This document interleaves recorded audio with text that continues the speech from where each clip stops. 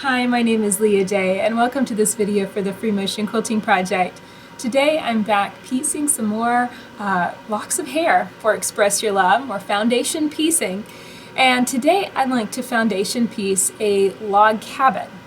And basically I'm going to be taking these log cabin blocks and building them up on the foundation and then connecting them together. And it's something I'm kind of experimenting with. I'm not sure if it's going to really work, but it's a lot of fun and it looks really, really pretty. So let's get on the machine and see how this works. So here we go. I've got my foundation, and just so you know what we're going for, this is the general look. And this is the end, kind of the widest, longest, biggest part of this particular lock of hair. And I've had to do a couple different things to work with this particular color you wouldn't have to do with another color. And that is simply because the yellow is so thin and see-through that every single piece was shading through. And so at the very beginning when I first got started, you might be able to see how that seam allowance is showing through that piece of yellow and right here. And by the time I reached this point, I was like, well, this doesn't look good.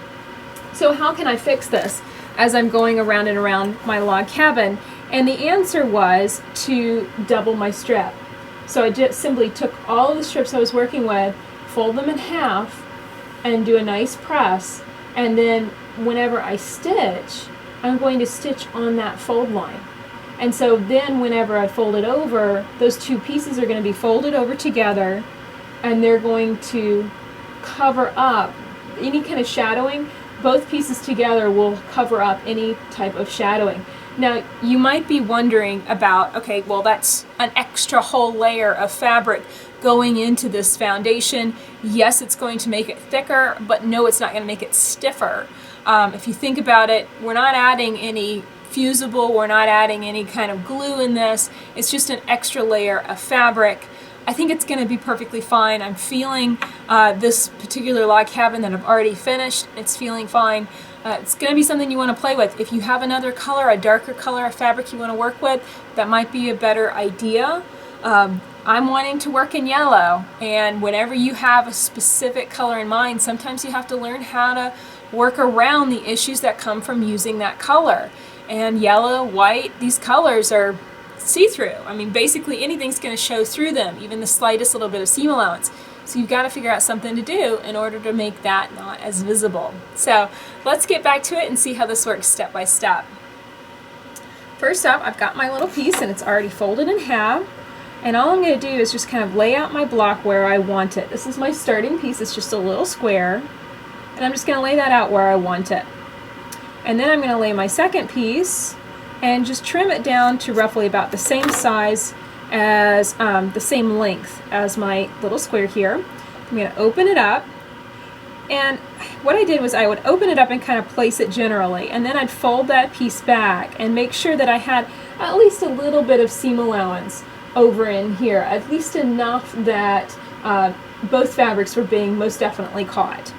So I fold it back over, slide it on my machine under the foot, and bust through it.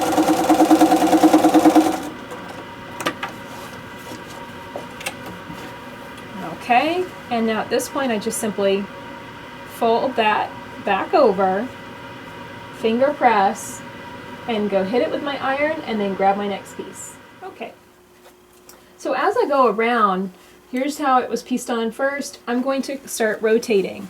I'm going to rotate this down this way, and again take my piece, unfold it, kind of generally lay it on the foundation, fold back on that fold and line it up even better so that I know I'm not eating up too much of that. I'm not making a super huge seam allowance, but I'm getting it positioned just right. And then fold it over. Just in case that wasn't clear, you can maybe see just how much. It's not exactly a 1/4 of an inch because these pieces are kind of wonky. It's just enough seam allowance that both are being caught with this stitching. And the really nice thing about that fold is that it's a really nice guide for the piecing line. As long as you piece right on that fold, then you know that you're in the right place. And then just fold that over. Again, I'll hit it with my iron and grab the next piece.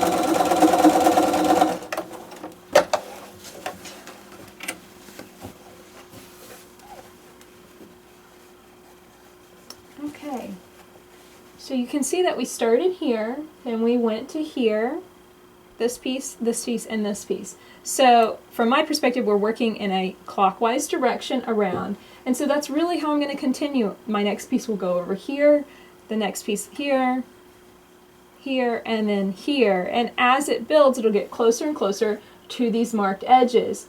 Now the one important thing about these edges, remember, we need a nice wide, at least 1 inch of fabric extended beyond these edges, but because my strips were cut at 1.5 inches, don't have very much, very wide strips when they're folded in half.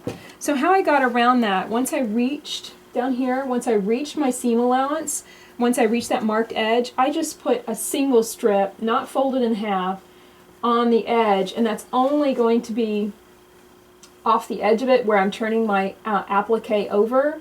And that's only to provide me with the fabric that's extending. It's not going to even show in the finished applique.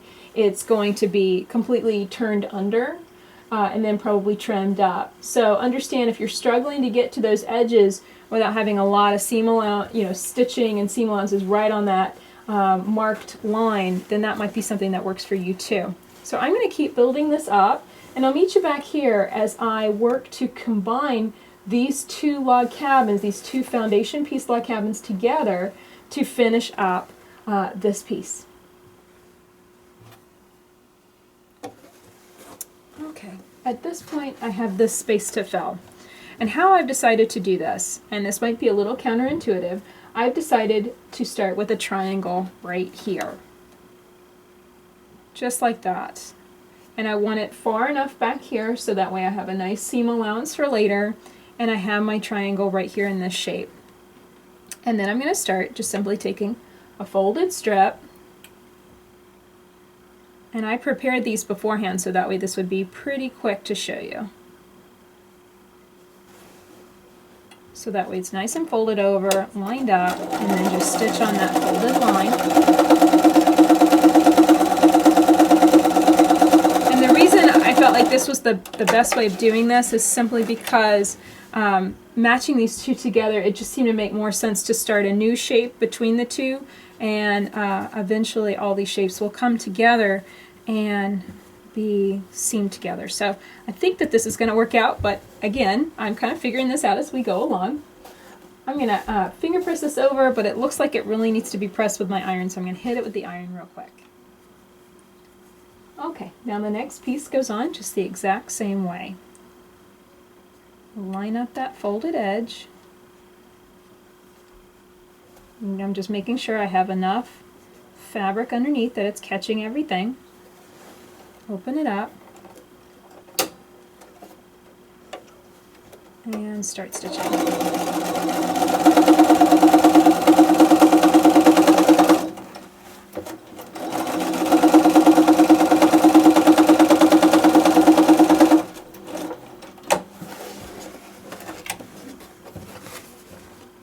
Okay, so it looks like I have a couple more strips to add, and I'm going to continue to add them in the exact same manner. One strip here, back and forth until that space is pretty much sealed up and there's no more white. Okay, at this point we have finished up the last strip on this side, and we have enough space here that what I'm going to do, I'm going to lay this down so I can hold it onto it a bit better. Basically what I want to do is turn this under just a bit. Maybe it's definitely not 1/4 of an inch, but it's just enough where it fully turns under all the way down that line. And if you want to, you can hit that with an iron just to get it nice and creased, but I'm pretty happy with that. Make sure my thread's not going to mess up, because I want to stitch right on top of that fold and get it nice and secure. If you want to switch to an edge stitching foot, that would probably make this a little easier. But what that's going to do is that's going to seal up these raw edges, and it's going to connect the triangle shape to this bottom block all at the same time. And the more I thought about this quite a bit. I could not think of a way of doing this without having at least 2 or 3 lines of edge stitching, this kind of top stitching on the block. And whenever I kind of compared the different methods that I could use to seal this up and connect these two together, I really like this the best. It struck me as the easiest. And it's really, because I'm matching my yellow thread, it's not very noticeable because it sealed it up completely. And that looks good. Okay, so now I need to do the same thing down here, but you can see this has already been caught down here. So I'm actually going to grab one more strip and layer it across the entire area. And I'm even overlapping this strip that I already top stitched. So that way I can completely conceal this and I'll have more than enough seam. The problem was this piece right here, if I turn that under, I didn't have enough to turn under without the white showing through. So that's kind of the core reason why I'm doing it this way. So I'm laying one more piece on top, fold it over, stitch it through.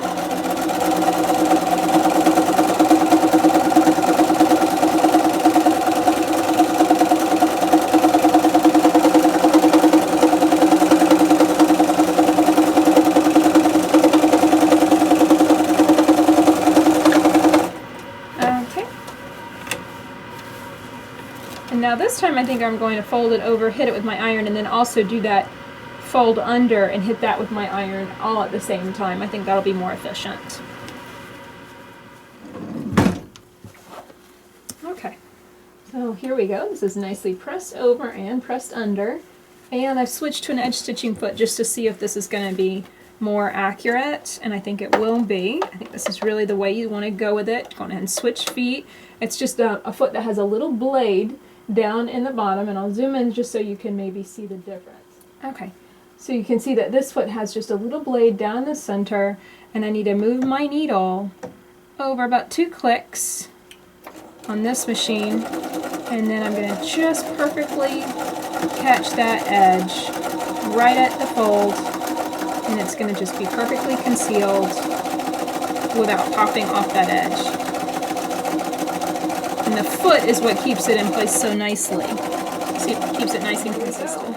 This is completely filled with our beautiful foundation. I'll back up even more so you can see it. We've got 2 beautiful log cabins and this diagonal triangular shape connecting the 2 together. To fill it up completely, I'll simply add more log cabins further on up until the entire lock of hair and foundation is complete. So that's it for this video. I really hope that you've enjoyed learning how to foundation piece this log cabin design.